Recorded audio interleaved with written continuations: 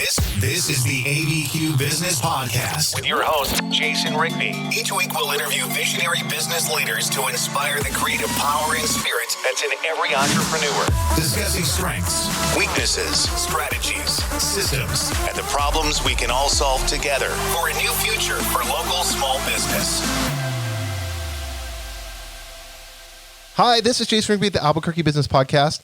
I've got somebody that, you know what's funny, Melanie, before we get right into this, how many Italian people, because you're from Italian descent, but how many Italian people are in New Mexico? It's like, I have a client that's, they actually, their family came and built the big, I'm not Catholic, but the big Catholic church downtown Santa Fe, where you're at. They built that. They helped build that, and their name's on it. So there was a lot of Italian craftsmanship that came from Italy to build all the Catholic churches here. I didn't know that. Wow, that is an interesting fact. I definitely grew up back in New York. I spent a lot of time in churches. Even went to Catholic school up to 6th grade. I don't visit church much these days. I can tell you that. Oh no! Hopefully your family doesn't hear this. Are you guys like typical? Because I know you're from New York, and we'll get into that because everybody's gonna be curious about the coronavirus. But is it like a typical Italian family? Well, so half. I had two sides of the family. My mom was Polish. She had like 9 kids on that side of the family. Wow! Everyone's from Yonkers, New York, and then my dad and her met in high school. Catholic high school, of course, and then my father's name is Vinny. My grandfather is Bruno. I've got Uncle Guido. Really? Boris. Oh, that's so awesome! Absolutely. So did you grow up like? Were you in like a poor area of New York, middle class, upper middle class? Like what was your upbringing? Yeah, absolutely. So it's so. It's very hard. I feel like sometimes I have a hard time describing my childhood only because my parents divorced when I was about 6. Mm-hmm. And we spent a lot of time with my grandparents my grandfather worked General Motors. He was a Navy man, then General Motors, Terrytown, his whole life till he retired. And my grandma was a manicurist and spent just a ton of time with them after my grandparents divorced. But then of course, when divorcing young, my father was a Vietnam vet. Then he was a cop. He worked undercover pretty much my whole life. Wow, that's interesting. Yeah, so very, very blue collar. I would say for sure we were definitely poor growing up, especially after the divorce. And then when my mom left my dad, we lived in we moved to tiny little places. And then my father kept the house and stayed with that. But then we'd always have another place in Yonkers, and then I moved again with my mom. She remarried someone else, and then so I lived in a lot of different places, and I would say it was different. I would go into my grandparents' world, and they would take us to places and vacations on the Jersey Shore, which was kind of awesome. We'd have a beach, and we rent a house from my grandpa Bruno's Uncle Reno. It was so awesome. Had the greatest memories there. Toms River, New Jersey. And then, we're going someplace with my father. We never left the state of New York. We were only in campers or tents. Yeah, because he was just consumed with his work constantly, huh? Yes, that and women. Yeah, that was... So he was like the proverbial undercover cop, like how you would perceive a New York undercover cop. Was he that way? Oh my God. Yeah. I mean, there were times even I remember being on the school bus and driving and passing by we had like one little grocery store in this town, and there's my dad on the phone at the phone booth. And I'm like, the hell is he doing there? And my father, I could go on with stories him for an hour. Yeah. He was very, he had a lot going on. That's for sure.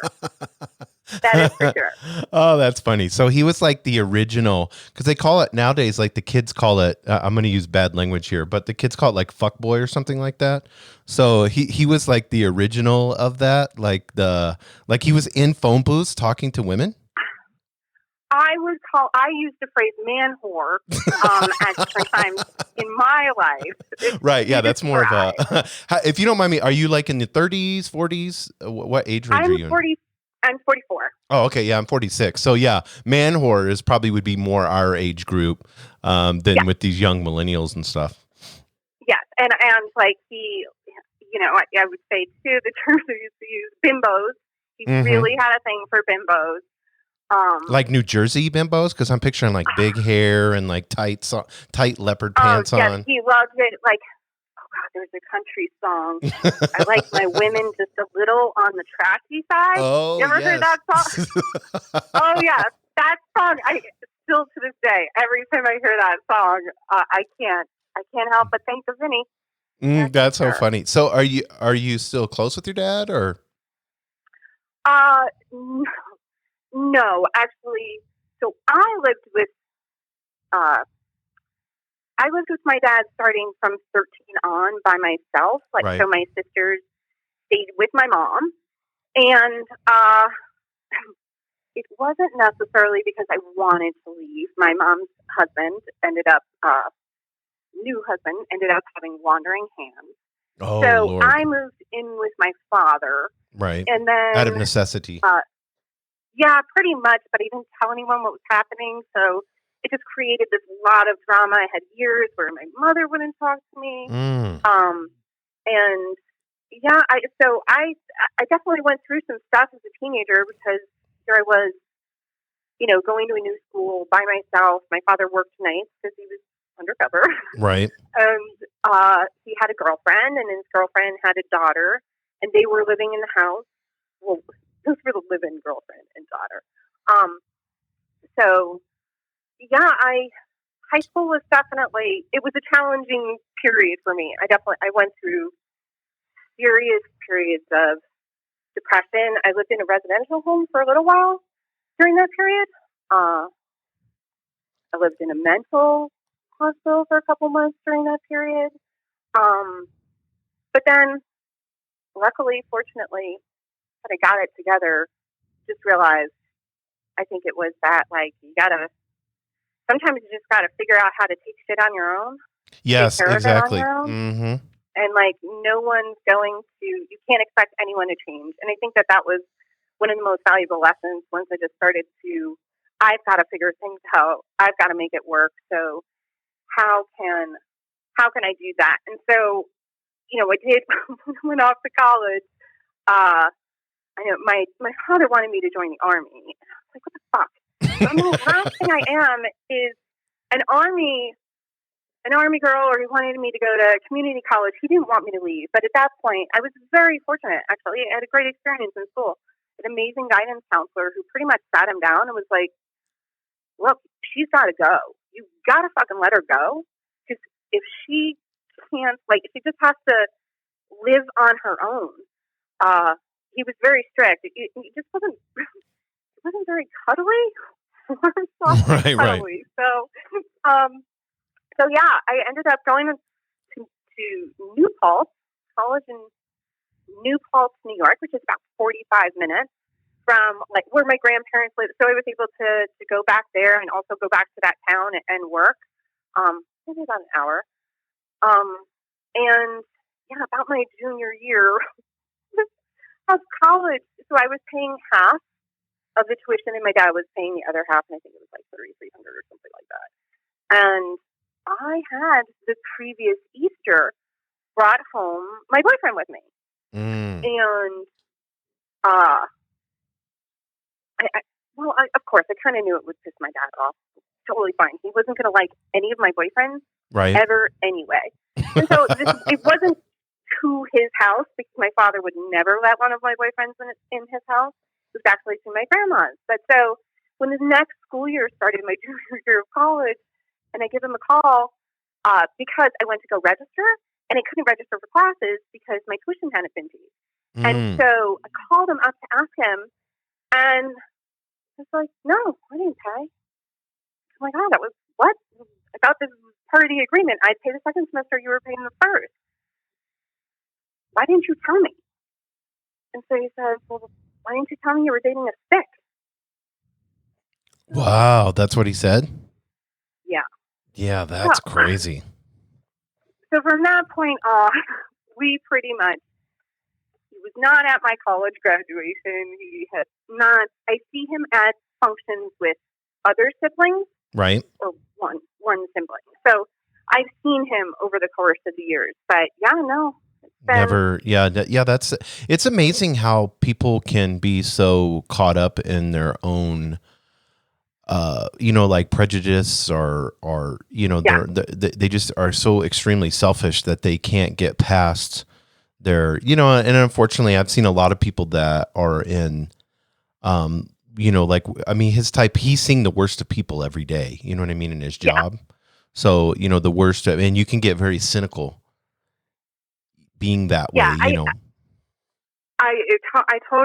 absolutely get it. And it was just, I think there just comes a point when you've had enough. And especially once I was off to college and started to be able to see things on my own, and we also be able to be like, oh, not everyone's father speaks like that. Like, right, exactly.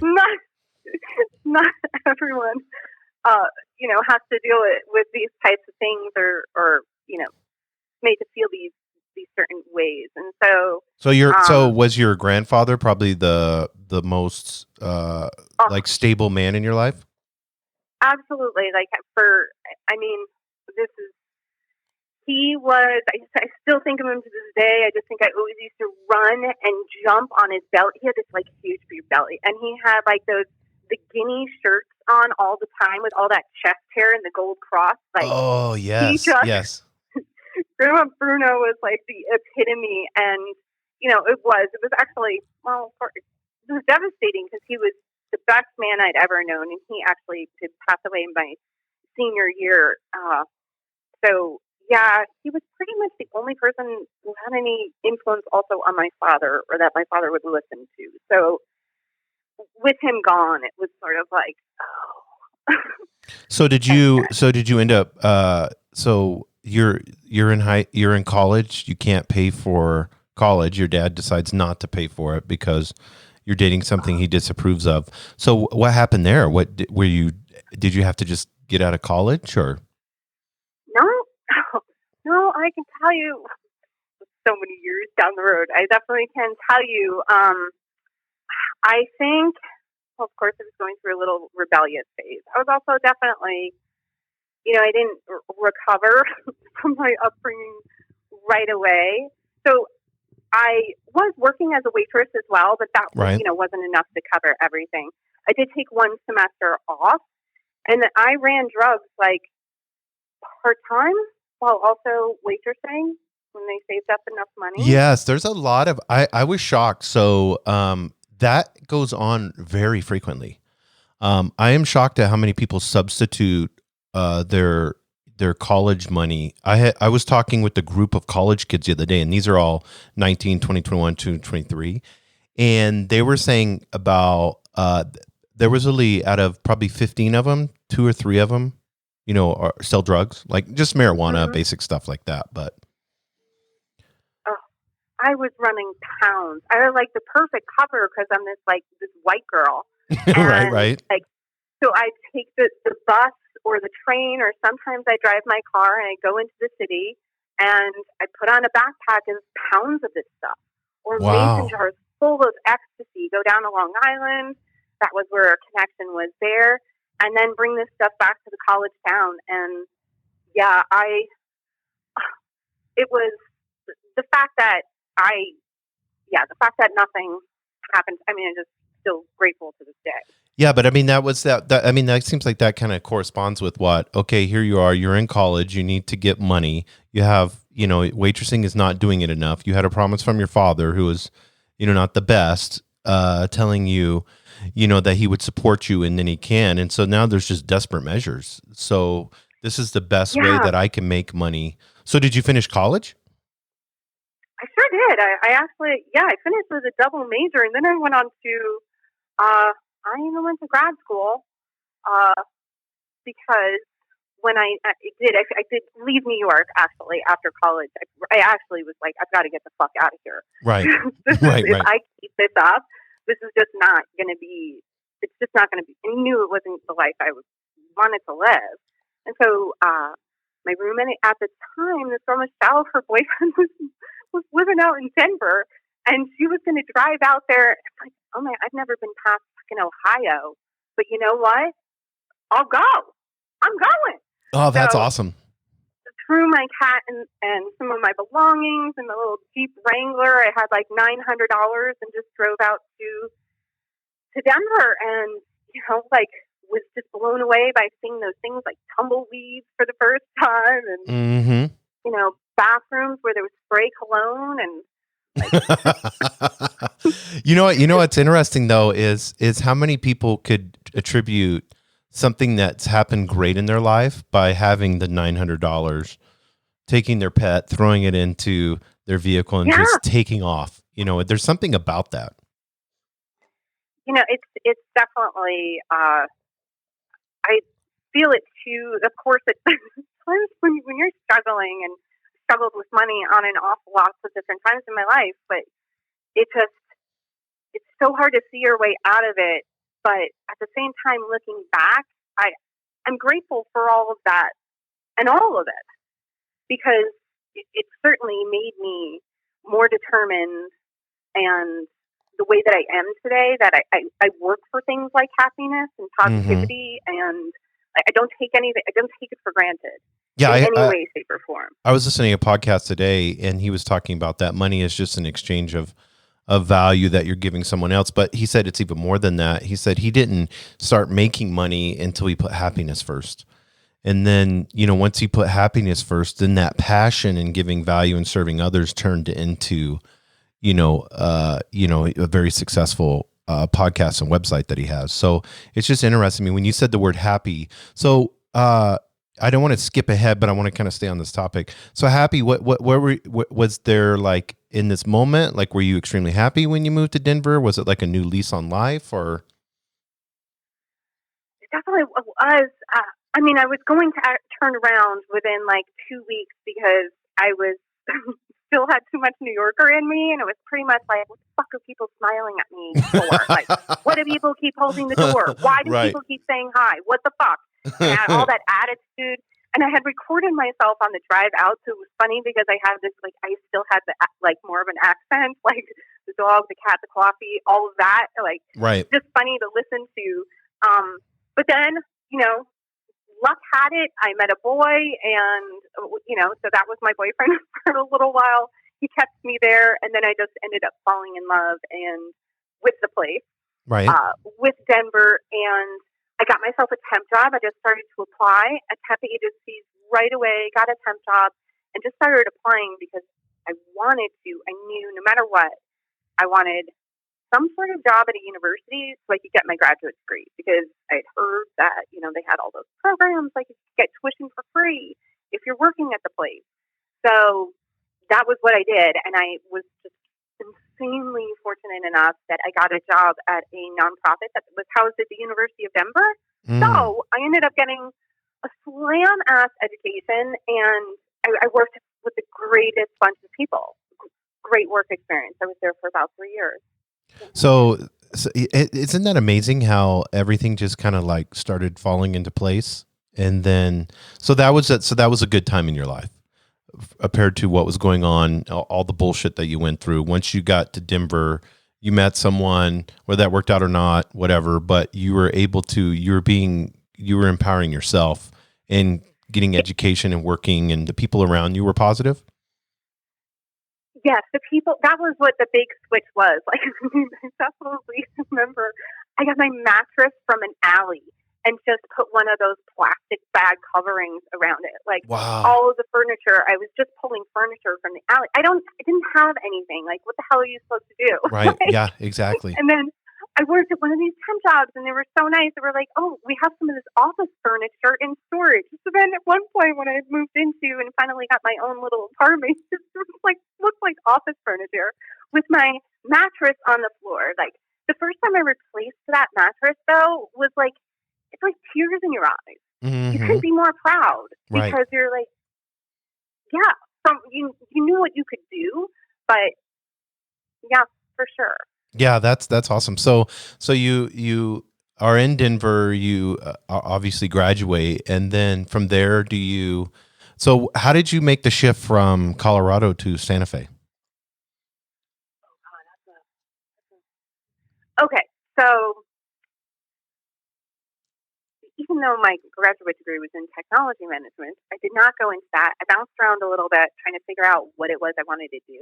Right. And then I ended up starting my own business about 2007, quit the corporate job. I was like, fuck this. I am just not made for this shit. Mm-hmm. I just couldn't do it. It was life-sucking. And I just know I'm one of those people, I just put everything into my work. And I love my work. I love working. So might as well enjoy what you're doing. Started the business and also at the same time bought a house with a new boyfriend. Oh wow! So pattern. So this is the trend. So I always. Oh yeah, we could dissect. We'll start it all. We'll blame it on your dad. Yes. Oh my God! I'm like, holy shit! How many times are you going to say that throughout this timeline? So we're at like what, 4 or 5 boyfriends right now? Let's forget. How old? Yeah, how old are you? 22, and you've got. Yeah, no, that's funny. We're fast going to what, like 29 or 30 or something like that. Yeah, no, I'm 46 anyway. and single, so I forgot. I think for every year I've had a girlfriend, so you have no worries on that. Okay, good. Yeah, I've slowed down in these past few years, which right? Is like totally fine. But yeah, I mean, I was, I'm trying to make up for the fact so we could spread the numbers out a little bit. Yeah, I have the George Clooney curse. It usually goes 6 months early, 2 years, and then it's usually over. I don't know why, but that's just the way it. That's the way. I'm always friends with everyone. It always ends good, but it's just kind of a weird. I had the best batch of ex-boyfriends a girl could ever want. Like, if you could combine them all, you'd have a perfect man. I mean, so, yeah, it's definitely become, yes, it's fantastic. But it turned out that way. But yes, so where was I? So you have your business. Oh, your entrepreneur. You said screw the corporate world. Yeah. So this and is you what love to everyone work. does. Yep. So what every smart person should do is quit their job, buy a house with a boyfriend, right, and move in together, live in the place, and decide to also do renovations, remodel. Like, that's totally something I've always been a fixer-upper. And so... On men or houses? More houses. More houses. For sure. But it is something, yes, it's something I've done with numerous... God, now I'm going to say... And I was about to use the word numerous. That's too much. But I have done remodel work with several... God damn. Okay, with a couple boyfriends in the past. And so, anyway, bought the place, we're fixing it up, relationship was like, okay, this isn't going to work. But you have something beautiful, and I don't want to be attached to it anymore. So, right. Yeah, so I was able to walk away with that, went backpacking in India for about 4 months with some of that money, and then... That's awesome. So, was that like a spiritual journey, or...? No. I mean, it's not that I'm not spiritual, but it was definitely more of something I'd always wanted to do. I wanted to do something like that by myself. And it was cheap. Right. What made you pick India? Because, a lot of people would do Europe or, somewhere like that. I think I wanted to do somewhere a lot of people might not, I suppose. Right. Were you worried about your safety? Cheap. Oh my God, at different times during that trip. I could tell stories about that for hours. But yeah, I kind of didn't think, I thought, you know what, New York's a big city, and New York is used to being around lots of people. I know India has a lot of people. Anyway, nothing prepares you. I was not mentally prepared in any way, shape, or form. I thought it sounded great, but it did end up being great, of course. I loved it. But yes, the first stop. So did you meet an Indian man over there and get a fixer-upper? No, I met many other men from other nationalities. Yeah, I didn't know if you owned a house over there still or something. But No. You can't. I mean, there are all those accents. So anyway, Right. Yeah, India was wonderful, but went back to Denver, and then like put together a business, a writing focused business for about 7 years, and then decided it was just so comfortable in Denver, which it was. It's like everything was great, so comfortable. Mm-hmm. Like, shit. But I couldn't stay in the comfort zone. Have you ever been in a? Yes. Yeah. I know what you're talking about. I think it's an entrepreneurial mindset. Like when things get too comfortable, then it's kind of, you're at that moment where you have to look at it and say, there's always that look for something more, for something greater, for something bigger, so when you get comfortable, then it's to me, that is related to my happiness. I think because I've tried to figure it out being 46, it's like, for me, it's more of like being challenged. I like to, I have to respect myself enough to be challenged. And it's not the money for starting a business, not anything. It's playing the game. Yeah, it was like, here I am, like, I'm living in, like, just a place I love. I was renting just this, like, 400 square foot little carriage house in downtown Denver, like, able to ride my bike practically everywhere, barely ever used my car, like, great friends all around. I was like, something just, like, yeah, I just had to move it. Like, I just had to do something different, so I decided to make some moves, which turned into property caretaker type work, which I went to North Carolina for about 7 months, was up at a 100-acre farm in upstate New York for 22 months for a property that was on the market. And then New Hampshire, I think I was there for about 5 months, and then here to Santa Fe because an opportunity came up here. And I was like, fuck that. Yep. I want back out west. So had you ever been to Santa Fe before? I had been once in 2001. I took a road trip with a friend named Melanie, oddly enough, and we drove down here. We camped somewhere between Taos and Santa Fe. Like, I don't even remember where. Right. I have a picture of me in my like little hippie flip flops and whatnot in front of that big church. And then I came down again in 2014, and of course, I mean, I was like, it's beautiful. Right. Exactly. It's just stunning. It's beautiful. Like, it doesn't, like, it can't help but capture you, the blue skies, all of it. But other than that, no. Yeah. So then you're like, okay, I have an opportunity. I want to go back west. And so you come into Santa Fe, and then you've been here quite a while? 3.5 years. 3.5 years. Yeah. I think I'm like 4 or 5 years I've been here. I absolutely love it. Love the weather. It's totally different than Seattle. So it's, I like the lifestyle. It's a lot more laid back, less pressure. So I so far I've been, I was talking, Alex from Tartle. So, I was talking with him, and he moved from back east, of course.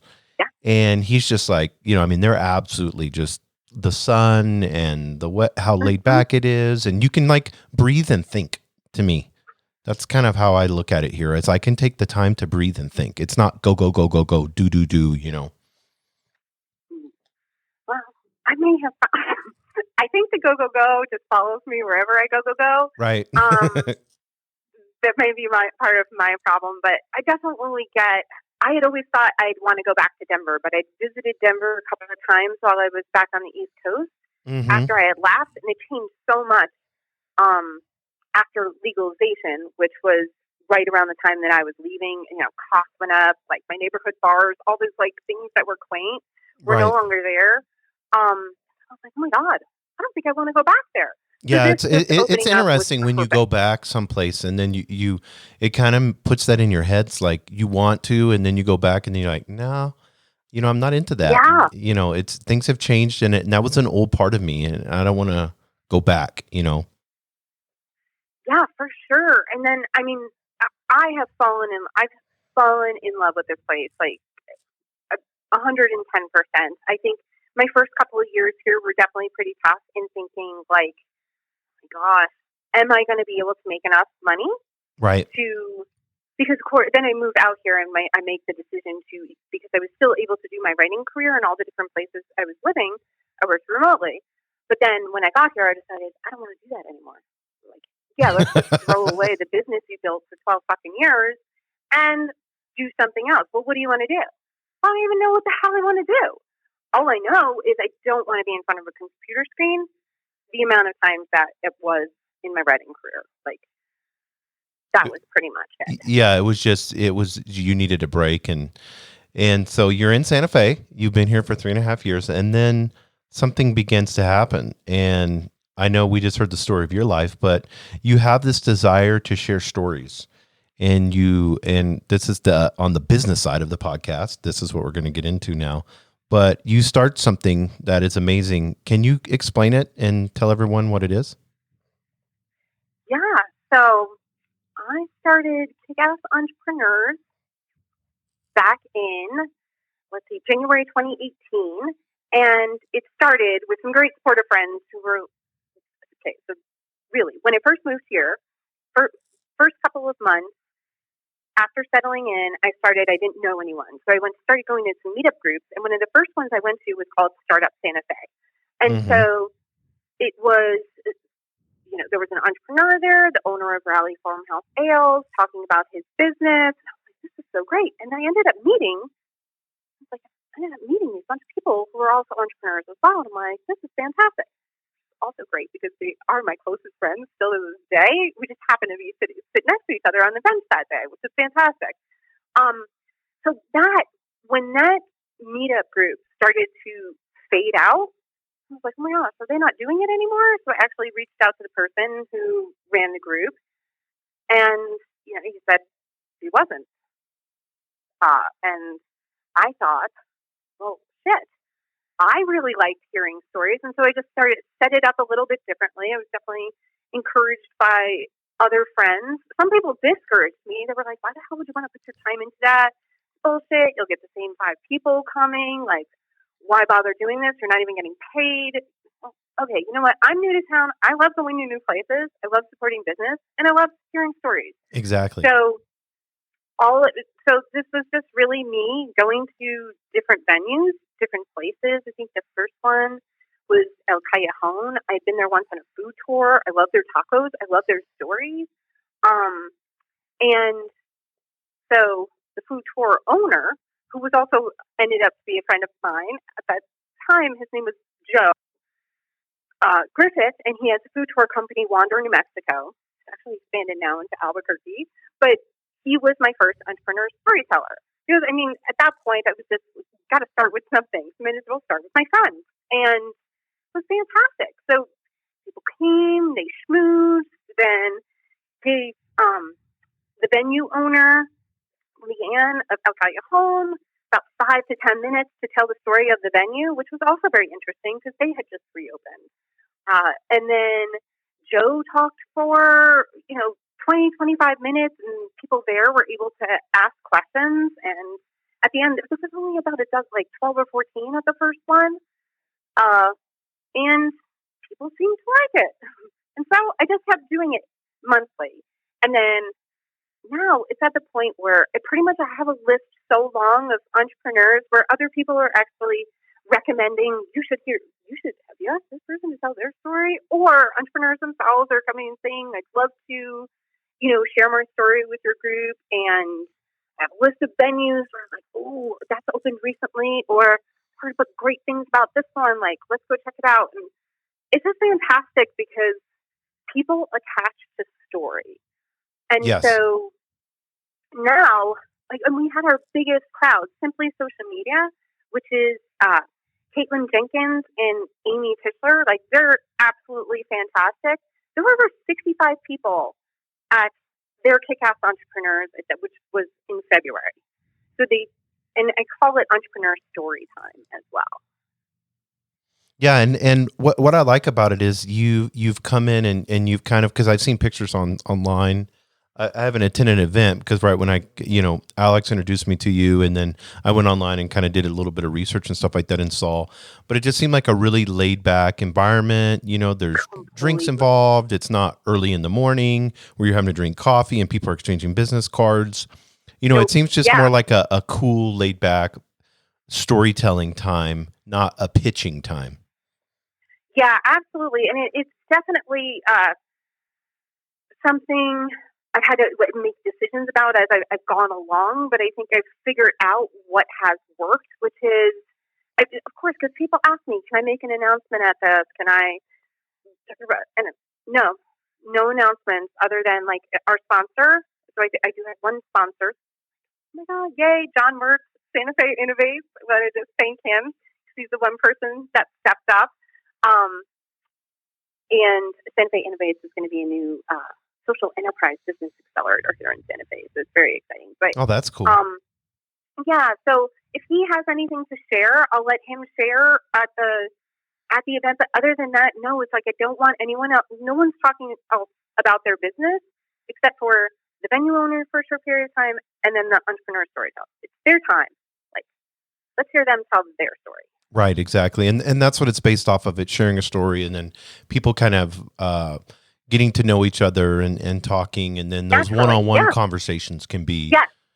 that. But I like that a lot. I think that would be something that would especially, I think, our age and younger, I don't know, I know it's, because I've gone to networking events and stuff like that, and I just absolutely hate them.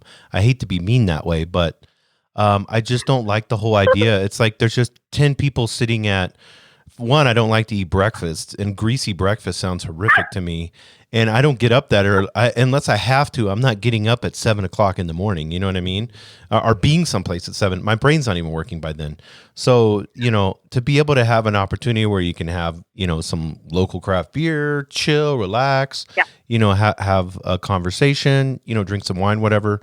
That seems way more interesting to me personally than doing the Denny's breakfast in a back room and feeling all greasy after you get out, like you need to take a shower.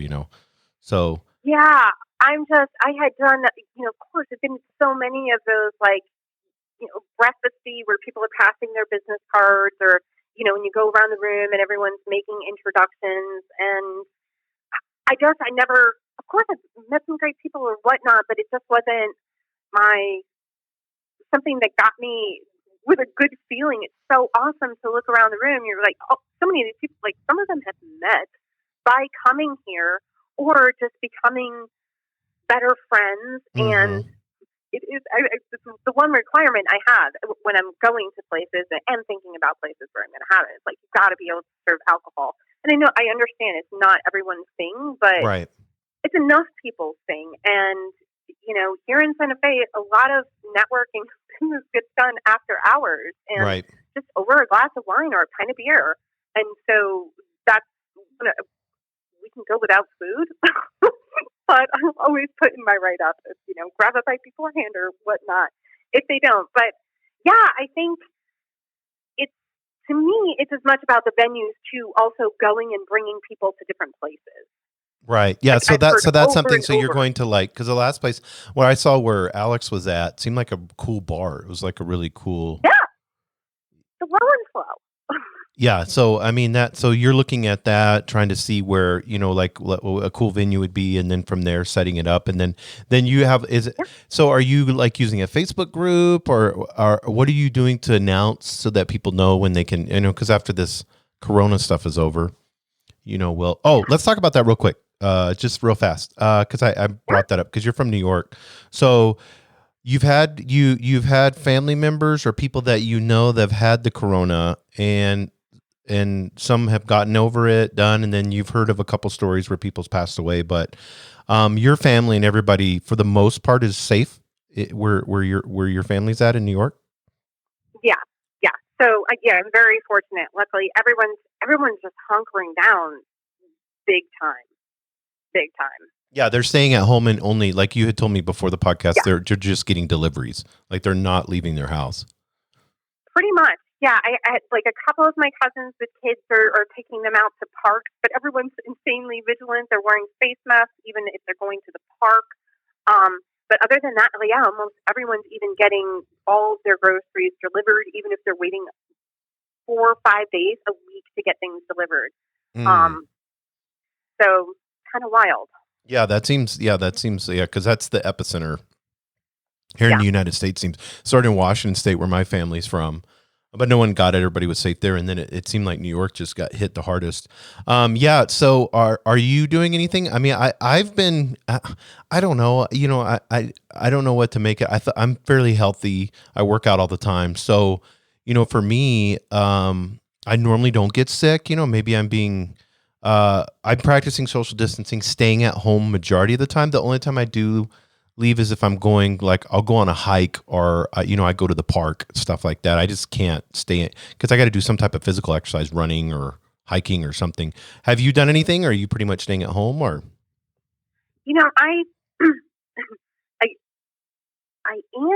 I'm pretty much staying at home, but at first I was sort of, just because I don't like being told what to do, I was like, fuck this. Like, I was so absolutely resistant. It was like, okay, you have to just shift your perspective, otherwise this is going to be miserable for you.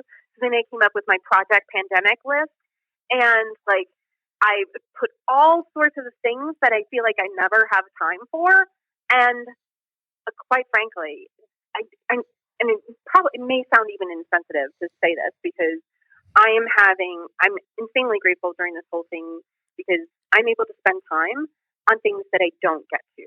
Yes, exactly. 100%.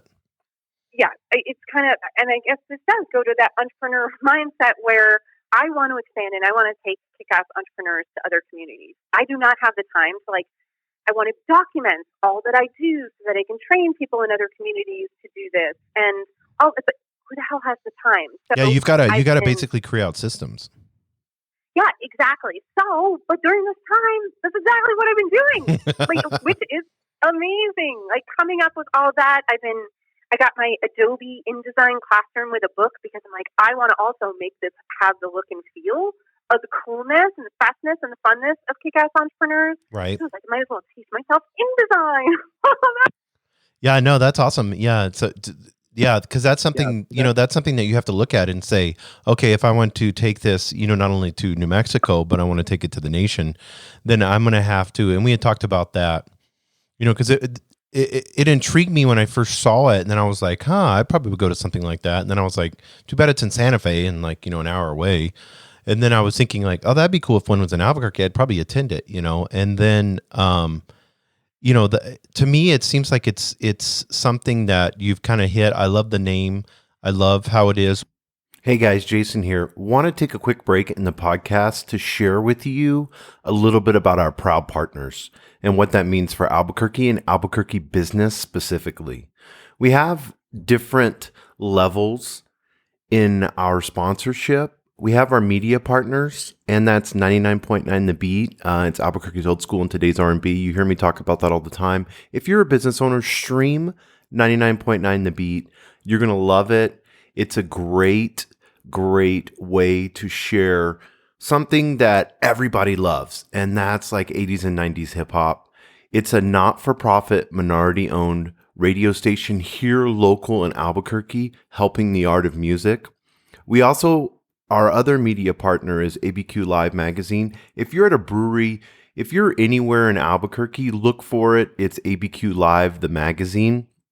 You're going to love the articles that are in there, whether it's the 5 best fish and chips or whatever it is. If you're a foodie, if you want to know what's happening in the nightlife, if you want to know happy hour specials at all the different bars in Albuquerque, ABQ Live, the magazine, is amazing. And there are media partners. We also have visionary partners, which is my marketing and consulting company, Rigby Digital. And a visionary partner is those that help plan for a new future in Albuquerque. Then we have a program of Trailblazer. And Trailblazer partners are committed partners helping lead the way for Albuquerque business. And we want to thank Quality Mazda for that.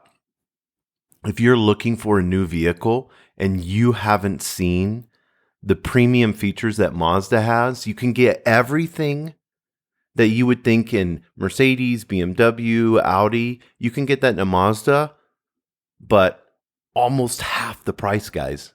It's amazing. If you haven't looked at a Mazda here lately, I encourage you to go into Quality Mazda on Lomas Boulevard. The staff is amazing. It's not your typical sales. I wouldn't put a car dealership on my website if I didn't think that it was the best. So I appreciate Quality Mazda. I appreciate the way that they're transparent on it with customers. And I want to thank you guys for supporting these. And then finally, our pioneers. And our pioneers are exploring and finding new ways to chart the course for new business in Albuquerque. And we have a tech company. It's Tartle. So it's tartle.co. Sign up with them. It's free. They want to give you the opportunity to earn money for your data. Facebook, Google, all of them are taking your data for free from you and then using it to exploit back to you advertising. And Tartle.co takes control of that.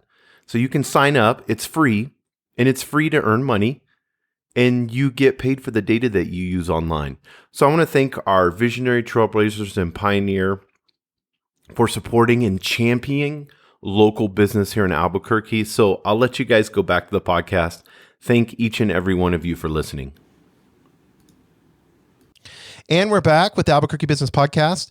I wanted to ask you, Melanie, a question with the entrepreneurial side of things as far as storytelling. And you had said something in what you ask entrepreneurs to do during this process is, and I like, and I'm going to key on one word, and I want you to explain this. You said we ask entrepreneurs to share beyond what they do and what you can read about online. What is the word beyond there? What were you getting at with that? One is know the human, like why they do it, the human side, the what makes them passionate about what they're doing. It becomes a lot more about them and less about their product or service, which I honestly actually believe a lot of pitches should be as well. Yes, 100%. Yeah, completely. Because people attach to people, they don't attach to things or facts in the same way. So when you give them something to attach to or wrap facts with story, it's the impact is just so much greater. Yeah, and I like that because it seems like, from telling from your story and going on with this, like storytelling there should be a moment of vulnerability. You know what I mean? As far as like, it's almost like you can hide behind your smartness or some technology. You can hide behind that product, whatever it is, that amazing dish that you prepare. You can hide behind that part instead of actually being who you are and then sharing that story to others, because that's what creates long-term friendships. That's what creates, true networking, I think, is being able to know the person, because you can have the greatest, like Steve Jobs, people talk about him, he was amazing or whatever, but then they also have this other side of him where he was like a tremendous asshole, and was yelling and screaming and ruthless, So, there's these two aspects of it that you don't know a person until you does that intimidate people, or have most people embraced that pretty good? I think most people have embraced it. Although I don't go into how to tell your stories to the entrepreneurs when I reach out to them or talk to them in my community. At this point, of course, now a lot of them have seen it for themselves or already know they're like, oh, I saw this person do it. So I kind of get it and I can see why. But I do give them some nudges if they need a little help, or not nudges, but maybe guidelines in that. Part of what also helps and brings people together is to talk about what resources you've used in our community that have worked for you. Yes, I like that. People hear about that stuff like NMSBA, LANO, all these, like it's an acronym heavy world out here. And I'm sure that probably is the same everywhere. But do you know someone who's actually used those and how they have used them? So I definitely ask them to speak on that so that they can describe and how it has benefited them, or even if they have had a bad experience, or even saying, I've tried this, I've gone to this resource, I've gone to that resource, nothing, although I have found this helpful. Now that I'm at the Santa Fe Business Incubator, things are going great. Just this way, people can learn, be able to be like, oh, I actually now know someone Yes. who has experienced this. It becomes something different, not just, this organization, this word on a page, this something that's intimidating. Yeah, and I think you tapped into something too, is when you have people that are able to share resources. One, it helps them get out of that scarcity mentality of like, I have something that you don't, and I did something in it. There's this moment of saying, oh, okay, there is enough abundance in the world, the universe, whatever. There is enough, and if I'm sharing something and helping someone else and providing value to them, it's going to come back to me, short term, maybe long term, but I know that at least I did good. You know what I mean? And so I'm kind of seeing like, and I don't know if you've been extremely intentional on this, but it seems like your whole emphasis on the story and it being story time, and then kind of like the parameters that you've put out there, that is creating like, there's almost like a philosophy to this. And I don't know if you've gone that deep in it or not, but as I went through, I started seeing, and then as I'm talking to you, I'm seeing like a philosophy, like your typical, super egotistical asshole guy that is, very eccentric and nuts and wants to roll people over. He's not gonna last in this type of environment, that you've set up. No, I mean, yeah, that's why I'm not sure that he would end up on my list of people to want to invite. But also, right.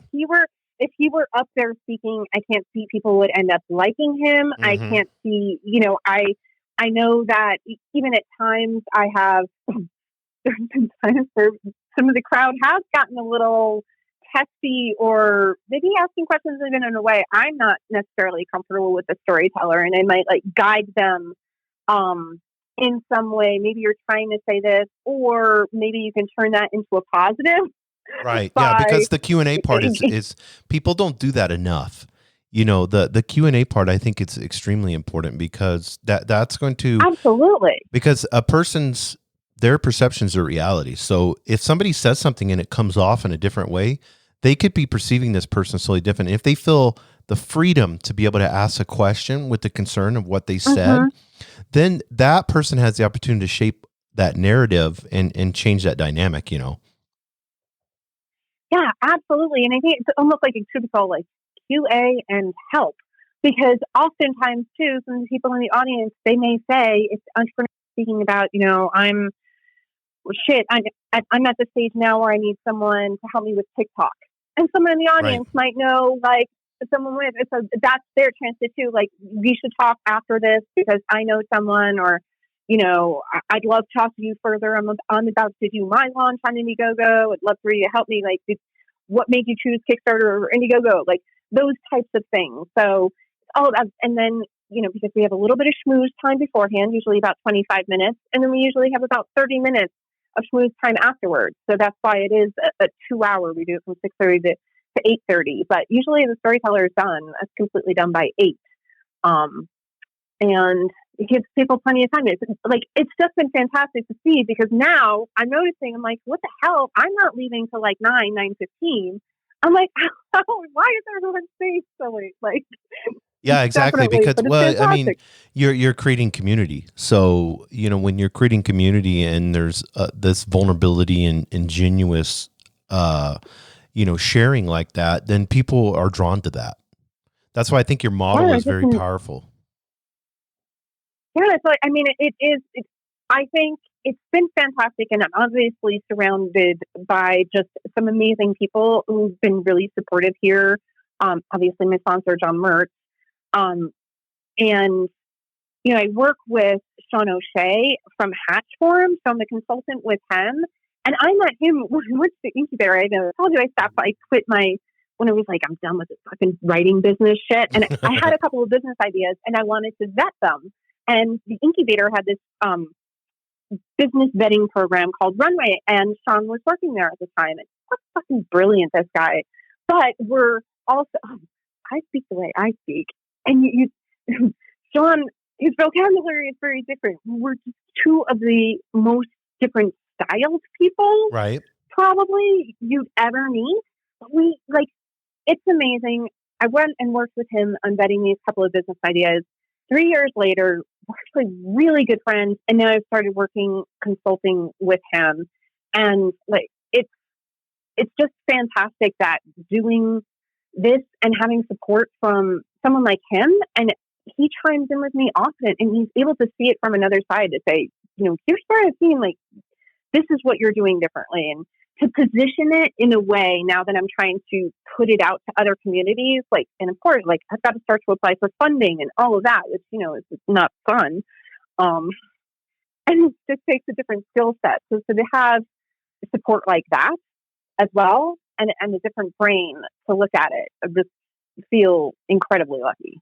No, I love that, because whenever you see people in that first initial talk with them or conversation or whatever, and you're at this meetup and they kind of come off a little bit different than you, and then you start to, over time, as you're in the safety of the meetup, you're getting to know them, and you see wow, this person is different than me, but they have a genuine heart.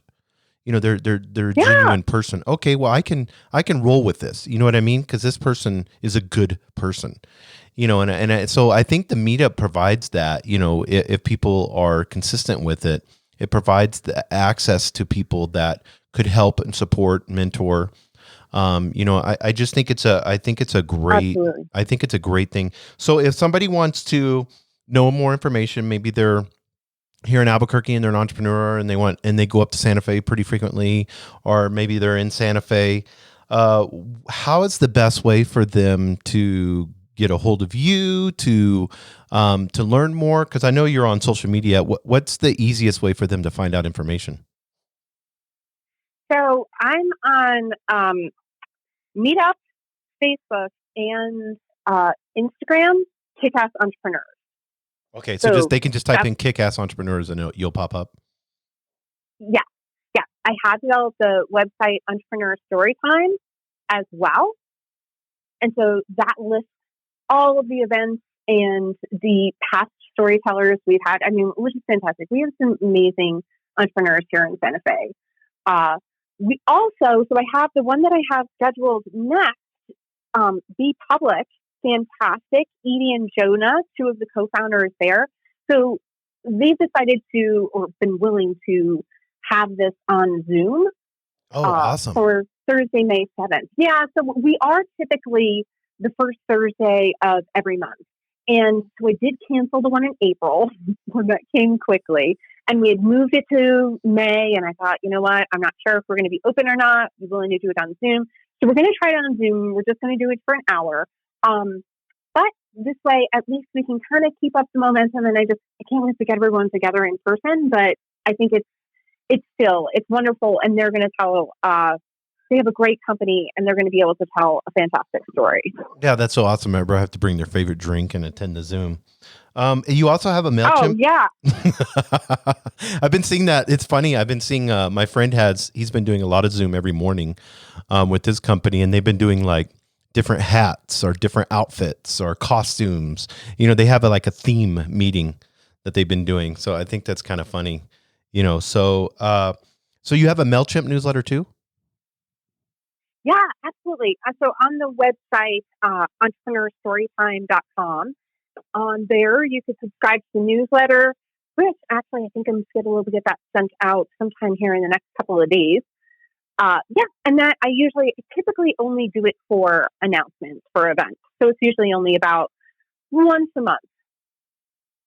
And so you send it out, just for the announcements and stuff like that. But Meetup, Facebook, Instagram, entrepreneurstorytime.com is a good way. And then kind of one thing I want to do before we go is one of the things that, because we've gone over an hour, one of the things that I want everyone to know is not only do I appreciate you sharing your story and being vulnerable and honest. I mean, this is what you do.